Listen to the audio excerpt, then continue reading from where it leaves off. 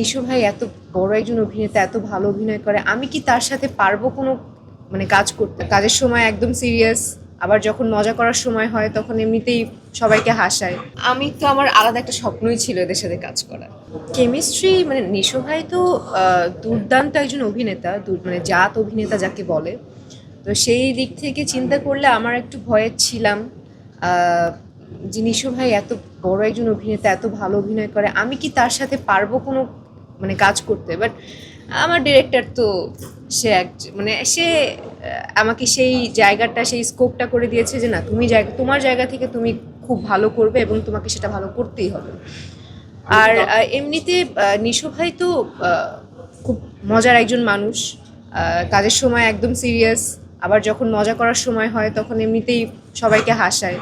খুব ভালো ছিল, এক্সপিরিয়েন্স খুবই ভালো ছিল।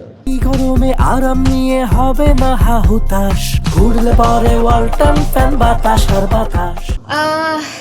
আমি তো, আমার আলাদা একটা স্বপ্নই ছিল এদের সাথে কাজ করা। সো স্বপ্ন পূরণ হয়েছে।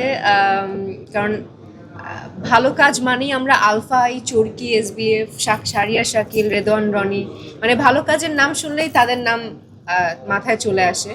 তো একজন আর্টিস্ট, একজন শিল্পীর জন্য এত বড় একটা জায়গা পাওয়া অনেক বড় একটা ব্যাপার, অনেক ভাগ্যের একটা ব্যাপার।